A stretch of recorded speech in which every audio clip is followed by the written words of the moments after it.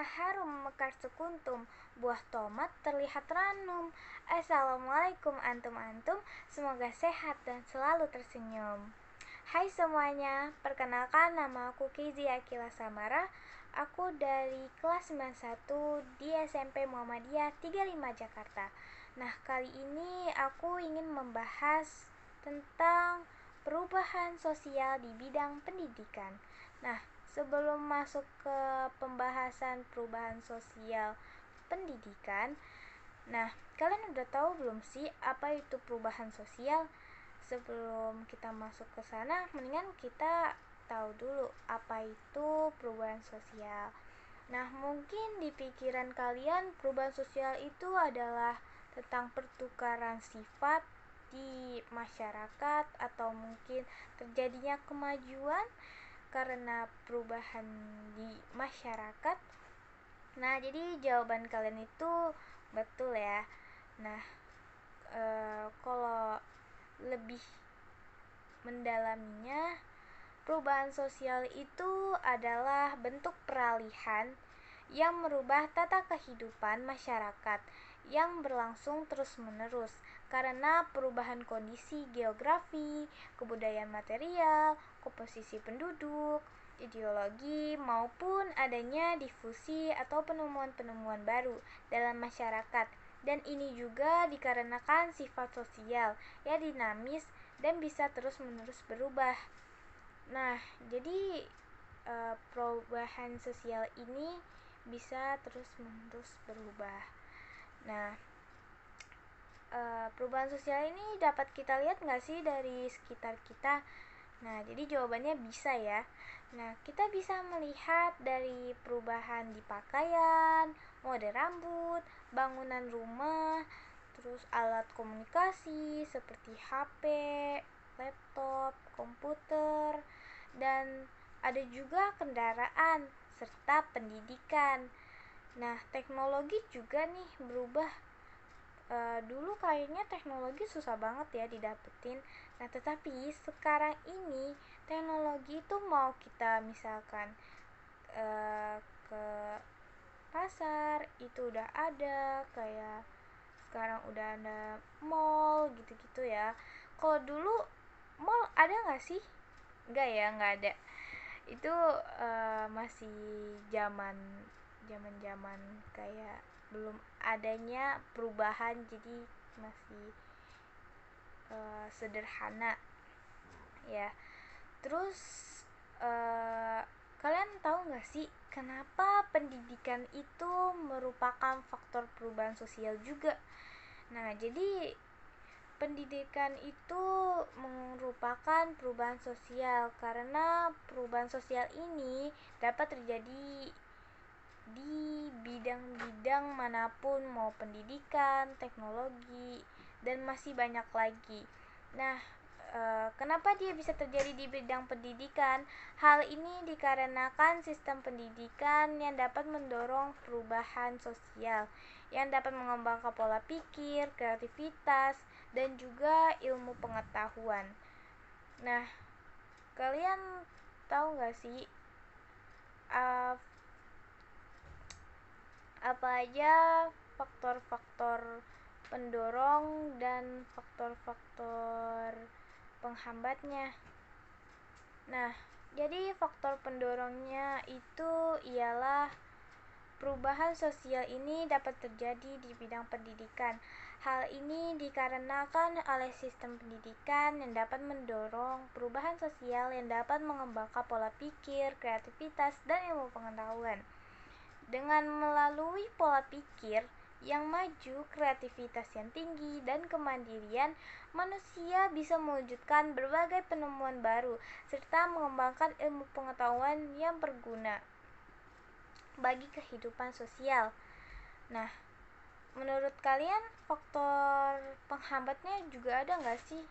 Jadi ada ya. Nah, faktor penghambatnya itu ialah fasilitas yang tidak memadai seperti teknologi. Nah, jadi dengan perubahan di bidang pendidikan ini, teknologi juga masih kurang ya. Terus mahalnya biaya pendidikan dan menjadi pemalas.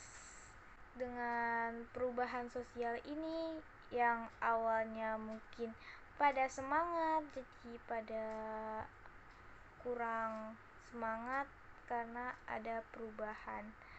Salah satunya perubahan di kurikulum, terus di metode belajar itu sudah berubah. Nah, apa sih tujuan dari perubahan sosial di bidang pendidikan? Nah, tujuannya itu ialah untuk mempermudah mendapatkan informasi agar siswa-siswanya lebih kreatif, agar siswanya lebih ringan dalam proses belajar. Nah, ini tuh tujuan dari adanya perubahan sosial di pendidikan, seperti adanya perubahan di kurikulum. Itu adalah perubahan terbesar ya di bidang pendidikan. Nah, jadi kurikulum ini mencangkup cara belajar, cara mengajar, dan apa yang diajarkan. Ketika kurikulum berubah, guru dan siswa harus menyesuaikan segalanya dan seringkali itu sulit. Ya. Jadi misalnya kurikulum KTSP menjadi kurikulum 2013. Yaitu jadi sulit ya, kayak buat beradaptasi lagi buat pelajaran yang lebih maju jadi semakin sulit. Nah, jadi di sini faktor penghambatnya ialah fasilitas yang tidak memadai seperti teknologi yang tadi aku bicarakan. Untuk dampak negatifnya juga ada, yaitu banyak siswa yang belum mampu menyesuaikan diri dalam perubahan tersebut. Yang kedua, banyaknya sistem penilaian yang harus dinilai dari guru pada seorang siswa. Nah, jadi ini berat ya, soalnya semakin lebih banyak tugasnya. Terus juga ada perubahan di metode belajar. Ya, nah, di beberapa sekolah metode belajar itu berubah menjadi lebih modern, seperti menggunakan laptop, tablet. Sekolah juga disediakan wifi untuk mengakses internet dan untuk sumber belajar. Nah, jadi ini tujuannya adalah yang tadi aku bicarakan, yaitu agar supaya bisa dipermudah mendapatkan informasi, agar siswanya lebih kreatif, siswanya lebih ringan dalam proses belajar. Nah, jadi itu. Nah, terus contoh-contohnya yang tadi, yaitu cara mengajarnya, metode belajarnya berubah, membuat tugasnya juga berubah, kurikulumnya juga berubah. Nah, terus kalian, nah dengan begini, yang awalnya mungkin pendidikan itu kita awalnya menggunakan PTM.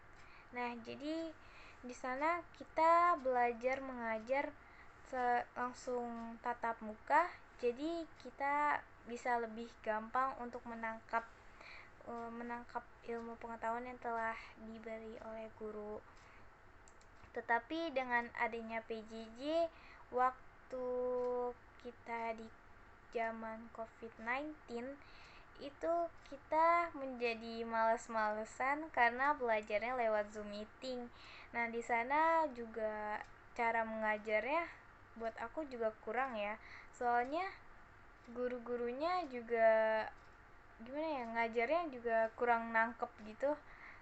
Soalnya lewat Zoom ya. Jadi kayak kurang gitu. Jadi kalau misalkan kita dikasih tugas, kita juga bingung kan, ini apa ya gitu. Soalnya tadi gurunya ngajarnya kayak apa sih, belum bisa menangkap. Ketika gurunya sudah bilang mengerti, pasti kita menjawabnya juga mengerti kan, karena kita sebenarnya masih bingung. Soalnya kalau misalkan diulang lagi, takut gurunya masih juga banyak pekerjaan, juga terbatas kan waktunya. Nah, terus apalagi kalau misalkan kayak ulangan di rumah, itu juga gimana ya, kayak jadi pada curang juga soalnya ada internet. Nah, terus bisa pada dapat nilai 100 gitu. Terus karena juga banyak aplikasi-aplikasi seperti Google yang bikin aplikasi-aplikasi yang pinter-pinter ya, kayak contohnya Google gitu, kita bisa membuka itu dan kita tidak perlu memikirkan jawabannya itu apa. Nah, jadi dengan perubahan sosial ini ada dampak negatif dan juga ada dampak positifnya juga. Nah, kalau di PJJ ini juga misalkan buat tugas-tugas gitu juga berat ya, soalnya pemberitahuannya juga agak kurang buat ditangkep. Terus kayak misalkan buat Zoom meeting, nah kita disuruh buat buka kamera. Nah, kita pasti kayak pada males-malesan buka kamera. Pasti ada yang lagi tiduran, ada yang lagi makan, atau mungkin itu dihidupin dia bergabung di Zoom tetapi kamera yang dimatikan tetapi dia lagi nonton, atau mungkin lagi ngapain, atau mungkin lagi main game gitu ya. Jadi sebenarnya bagus di PTM ya, tapi karena waktu itu emang lagi zamannya COVID-19, jadi buat kita PTM harus berganti-gantian. Jadi ada yang ada yang sesi 1, ada yang sesi 2. Nah, jadi begitu. Jadi menurut kalian perubahan sosial itu bagus gak sih buat kalian? Kalau menurut aku sih ada baiknya, ada yang enggaknya. Jadi bolehlah. So, kita langsung aja ke dalam kesimpulannya. Nah, jadi kesimpulan yang dari aku bahas dari tadi yaitu tentang perubahan sosial di bidang pendidikan. Nah, kesimpulannya itu apa sih? Nah, jadi kesimpulannya itu perubahan sosial dalam pendidikan ya, ini adalah suatu perubahan yang terjadi dalam lembaga pendidikan seperti perubahan kurikulum, cara mengajar, dan metode belajar sehingga mempengaruhi sikap nilai, norma, dan perilaku individu maupun kelompok. Oh iya, satu lagi. Oh iya, sebelum itu kalian udah tahu belum sih dampak positif sosial terhadap pendidikan? Nah, jadi dampaknya itu ialah yang pertama, tahap pendidikan resmi semakin naik dan jalan pendidikan semakin rata. Yang kedua itu naiknya drastis mutu pendidikan hingga banyak orang bisa menghadapi perubahan sosial ini. Yang ketiga, timbulnya budaya ilmiah dikarenakan meningkatnya mutu pendidikan. Yang keempat ialah informasi terhadap teknologi semakin bagus.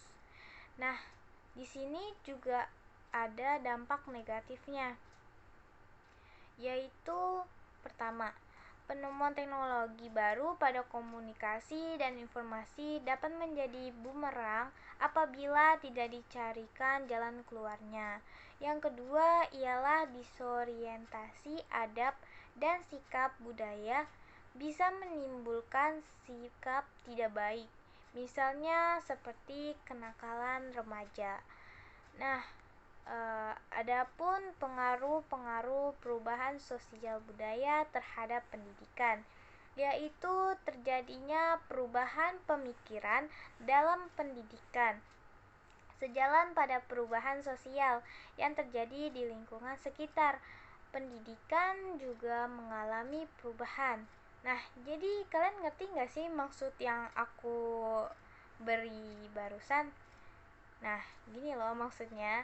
Nah, maksudnya pada saat perubahan sosial budaya membawa pada perbaikan ekonomi masyarakat dan menyuruh mereka dalam mencukupi kebutuhan hasil teknologi. Mungkin sampai sini saja yang bisa saya bahas tentang perubahan sosial. Semoga bisa bermanfaat buat kalian semua. Bila ada kata-kata yang tidak berkenan, mau lewat perkataan ataupun perbuatan, tolong dibukakan pintu maaf sebesar-besarnya. Sekian. Kalau ada sumur di ladang, boleh kita menumpang mandi. Kalau ada umur yang panjang, boleh kita berjumpa lagi. Wassalamualaikum warahmatullahi wabarakatuh. Dadah.